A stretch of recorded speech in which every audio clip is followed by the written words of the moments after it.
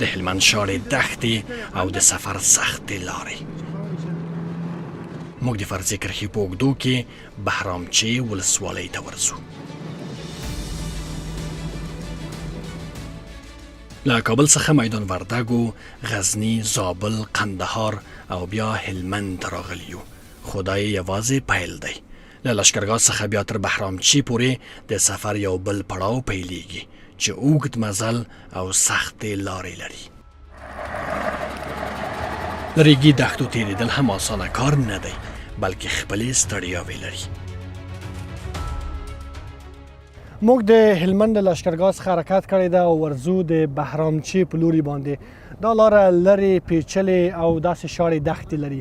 په ساعتونو مو مزل کړی ده. دلته مو موټر خرابه شوی ده او په دې ریګ کې بند پاتې شوی. امنیتي ځواکونه هم له موږ سره دي او هڅه کوي چې دا لاره موږ ته خلاصه کړي او زموږ موټر هم دغو ستونزو څخه راوباسي. موږ د بهرامچې په طرف ورځو چېرته چې د افغان او پاکستاني پولیسو ځواکونو ترمنځ د فرضي کرښې په اوږدو کې یوه سخته او مرګونې جګړه رامنځته شوې وه. موږ یو اوږد سفر مخې ته لرو. د شپې مزل د لارې سختۍ لا پسې زیاتوي.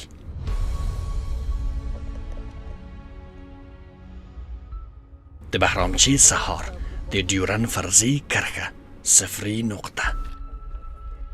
جګړه درېدلې، دروازه بنده او فضا خاموشه ده، خو افغان ځواکونه له خپل آماده باش حالت څخه دمې ته نه ځي.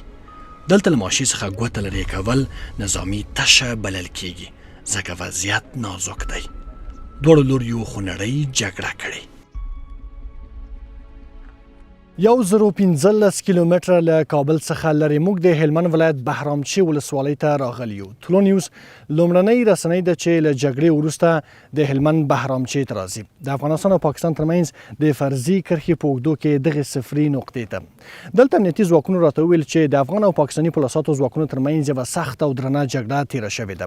14 پاکستاني نظامیان د دغه جګړې پر مهال دلته په بهرامچې کې وژل شوي دي. په 3 نقطو کې سخته جګړه شوې ده او ځینې پاکستاني نظامیان هم ټپیان شوي دي. افغان لوري وایي چې پاکستانیانو تر ډیره له خپلو موقعیتونو څخه دې خواته بهرامچې ته د عامو خلکو پر موقعیتونو یا کورونو او یا هم بازارونو باندې بریدونه کړي دي. اوس مهال جګړه درېدلې ده. دواړه لوري، هم افغان لوري او هم پاکستاني لوري، د دغې فرضي کرښې په اوږدو کې په دې صفري نقطه کې ګوته په ماشه دي، خو جګړه درېدلې ده. بهرامچې کې شپه مهال اول پاکستاني لوري برید کړی چې ورپسې افغان لوري په یوه قومنده له فرضي کرښې وراوښتي او بیا پاکستاني نظامي تاسیسات او د هغوی سرتیري یې په نښه کړي دي.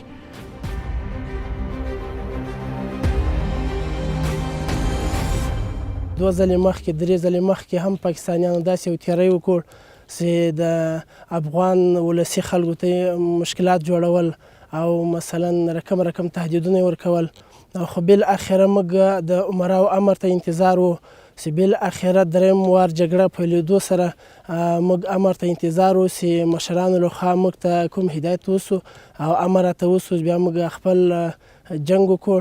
نو د پاکستان 3 نظامي پوستې موږ په نښه کړې ولې چې هغه له خاورو سره خاورې سولې.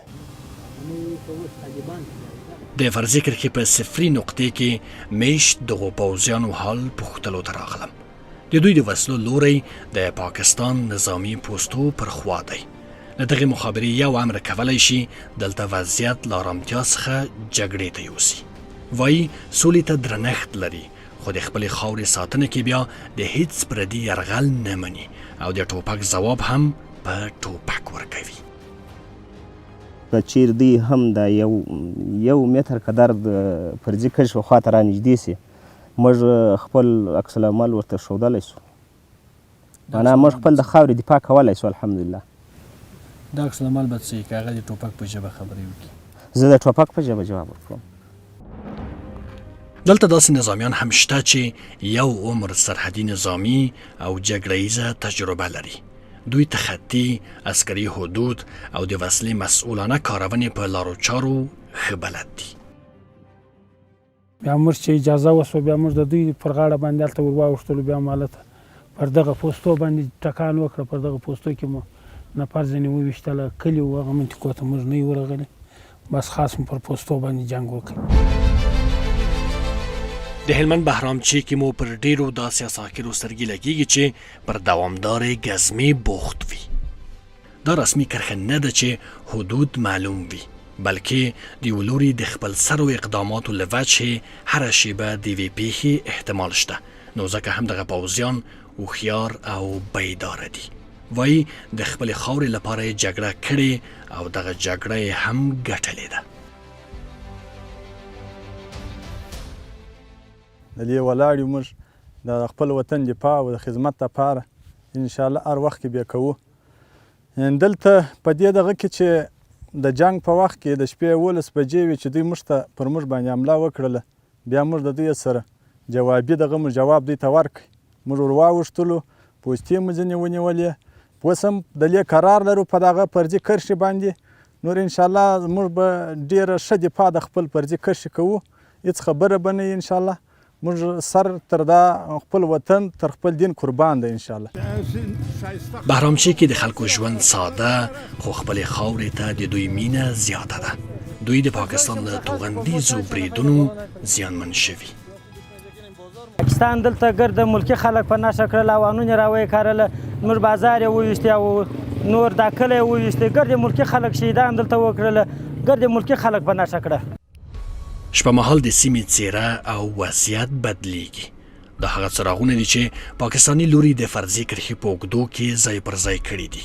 شپه مهال بیا ګزمې زیاتیږي او هر غلط خوځښت ته په مرمیو ځواب ورکول کیږي.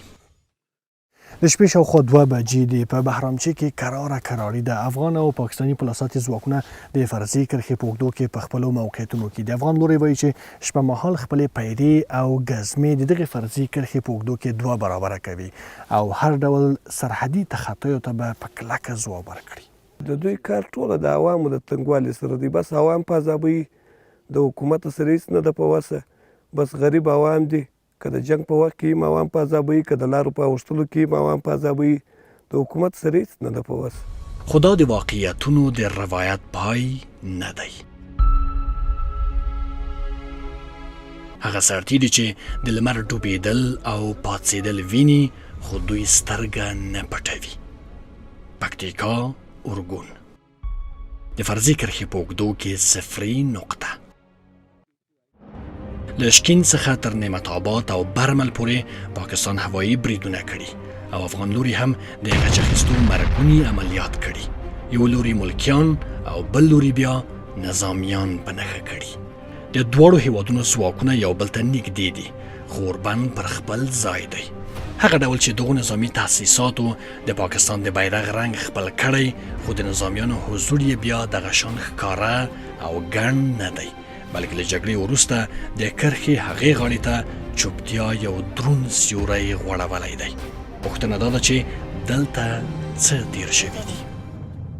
موږ د پکتیکا ولایت اړوند شکین ولسوالۍ انګور اډې ته څیرمه د فرضي کرښې په اوږدو کې یو، چیرته چې د افغان او پاکستاني پولیساتو ځواکونو ترمنځ یوه سخته او درنه جګړه تیره شوې ده. په پیل کې د پاکستان هوایي ځواکونو په برمل او اورګون کې د عامو خلکو پر کورونو او تاسیساتو بریدونه وکړل، چې له امله تر 10 زیات افغان ملکیان چې پکې د کرکټ ځینې لوبغاړي هم شامل وو خپل ژوند یې وبایلل. دغه مهال اسلامي امارت چوپتیا غوره کړه، خو دا چوپتیا د کمزورۍ په معنا نه وه، بلکې د یوې درنې جګړې او د مرګونې غچ اخیستنې روایت یې درلود. په بله ورځ افغان پولیساتو ځواکونو د دې فرضي کرښې په اوږدو کې په شکین، نعمت آباد او برمل کې د پاکستاني ځواکونو پر پوستو او نظامي تاسیساتو پراخ بریدونه وکړل. دلته په شکین کې امنیتي مسؤلینو راته وویل چې د دغو بریدونو له وجې د پاکستان تر 10 زیاتو سرتیرو او پولیساتو ځواکونو خپل ژوند بایللی، ځینې پوستې هم ترې نیول شوي دي. دغه 2 پوستې چې د دې غونډۍ په سر ښکاري، لاندنۍ پوسته چې د اسلامي امارت پورې مربوط ده، پاستنۍ پوسته د پاکستانیانو ده. د جګړې پر مهال په دې ولسوالۍ کې یعنې په شکین کې پاستنۍ پوسته د افغان امنیتي ځواکونو لخوا د جګړې پر مهال ونیول شوه. اسلامي امارت وایي چې دا جګړه په یوه قومنده پیل کړې ده او په یوه قومنده یې هم پای ته رسولې ده، او د دې جګړې موخه یوازې دا وه چې له خپلې خاورې څخه او له خپلو افغانانو څخه ساتنه وکړي. یوه میاشت مخکې د پاکستاني پوځ، پاکستاني رژیم دغه خوا هلته تېري وسو، یرغل وسو، ملکي خلکو باندې بمبارونه وسوله. دغه څخه وروسته بیا موږ خپلو مشرانو سره په تماس کې سولو، بیا تقریبا لس دقیقې یو پاو وروسته موږ ته اجازه وسوله چې د خپلې خاورې او د خپل ملک څخه دفاع وکړي.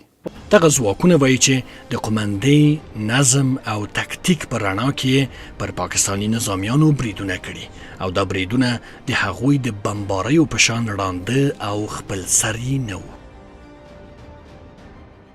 دغه پوستې تقریبا موږ له دې څخه نیولې دي په لاس منټه کې. دغه پاس پوسته که تاسو ته در معلومیږي دغه موږ په لاس منټه کې نیولې ده. دې خواته رډانې ورته وایي، په دې رډانو کې موږ پوستې تېر ونیولې دي نه د دښمن هر څه موږ ته پاته سوي دي او دوی په تېښته بریالي سو. کمیساري پرې کړې وه، دلته یې کمیساري د هغه هم پرې کړې وه. له یوې درنې جګړې وروسته اوس دواړه لوري د یوې بلې احتمالي نښتې لپاره خپله وړتیا زیاتوي. دلته بیا اسلامي امارت د پاکستان له نظامي پوستو سره په صفري فرضي نقطو کې خوله په خوله د پوستو جوړولو چاره پیل کړې ده. حکومت وایي دا چاره په خپله خاوره کې کوي او دا یې حق دی چې د خپلو خلکو د امنیت د لا خوندیتوب لپاره خپل نظامي ځواک پراخ کړي. دې چارې بیا د پاکستاني نظامي پوستو د عملیاتو یا احتمالي تحرک لاس تر ډیره قید کړی او هغه ځواک یې ترې اخیستی چې وغواړي په خپل سر د فرضي کرښې په اوږدو کې سرحدي تخطی وکړي. پاکستاني لوري بیا پر خپلو پوستو بمونه تړلي او ظاهرا داسې ښکاري چې دا چاره د هغو وختونو لپاره سنجولې چې د دوی پوستې د نښتو پر مهال ونیول شي او بیا چاودنه ورکړي. مسؤلین راته وویل چې د پکتیکا په څو ولسوالیو کې دا پوستې جوړې کړي دي او دا لړۍ اوس هم دوام لري. امارات وایي چې د دغو پوستو د جوړولو هدف یوازې د خپلې خاورې ساتنه او د ملي امنیت خوندیتوب دی، نه دا چې کوم ګاونډي هیواد او بیا په ځانګړې توګه پاکستان ته خطر پېښ کړي. د پاکستان تخطی او مداخلې بیا د پټېدو وړ نه دي، لکه دا پوسته چې قندهار کې موقعیت لري او د افغان ځواکونو د ځینو پوستو شا اړخ ته پرته ده، د تخطی او په زوره مداخلې مثال. په دغه تشریحي تصویر کې ښکاري چې د دغه پوستې جوړول له هیڅ ډول قانون سره اړخ نه لګوي. دا پوستې پاکستاني لوري په خپل سر او د نړیوالو قوانینو پر خلاف جوړې کړي دي. دلته د شپې له راتلو سره وضعیت نور هم امنیتي بڼه خپلوي او افغان عسکر ویښ او بیداره پاتې کیږي، هغه هم د یوې موخې لپاره، دا چې د خپلې خاورې ساتنه د سر په بیه وکړي.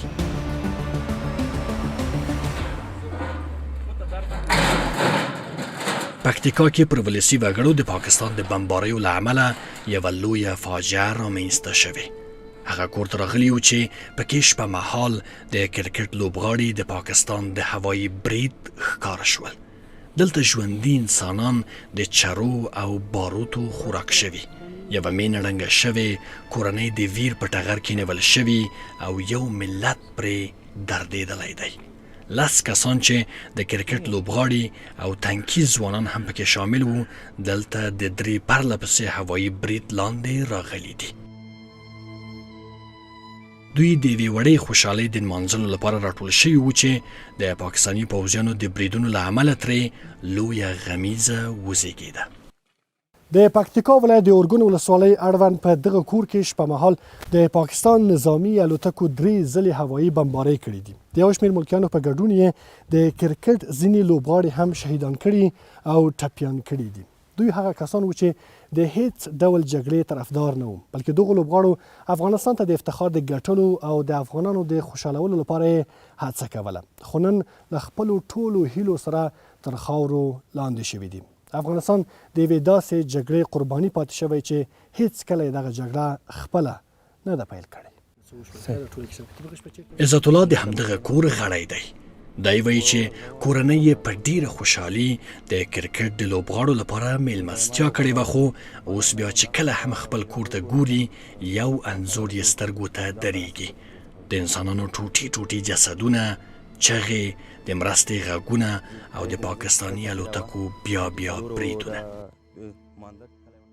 شهیدانو کې نو معلم زکي و چې د دغه ځای ټول خراب و او زما خپل وړکی ورور و د 12 کالو هغه له سره قطع و او پسې تېر شه د فقیر یو زوی و هغه هم د سرې نیمای نه و او خپل یو تره مې و چې هغه هم نیمای په دغه غږ کې نه و. سهار مو غوښې مخې سره ټولې کړلې، بیخي د هغې درکونه نه سره لګېدل د بعضو شهیدانو او او د ایوبي صاحب له شات طرف نه مکمل نه و د سر روغ و نو ډېر شهیدان سره ډېر په بد وضعیت ول چې د کتلو وړ نو مخونه یې نه معلومېدل په تابوتونو باندې مو عکسونه ورته لګولي وو د بعضې شهیدانو او بعضې معلومېدل دا د شهیدانو بوټونه او څپلۍ دي چې د پیښې له اولې شپې تر اوسه همدلته پاتې دي.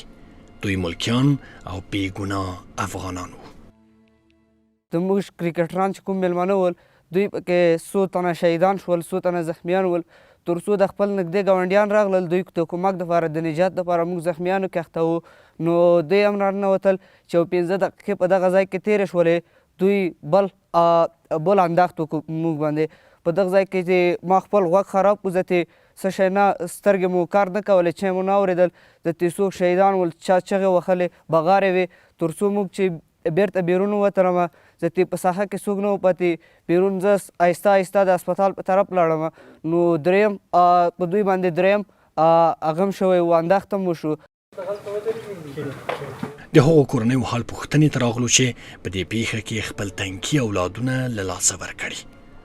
دوی له لومړني برید وروسته په منډه د ویشتل شوي کور په خوا ورغلي خو لا یې ځانونه شهیدانو ته نه ورسولی چې بیا برید وشو. که څه هم سینې پراخې او صبر یې ډیر دی خو بیا هم د ویر او غم څپې له ورایه په سترګو کې لیدل کیږي.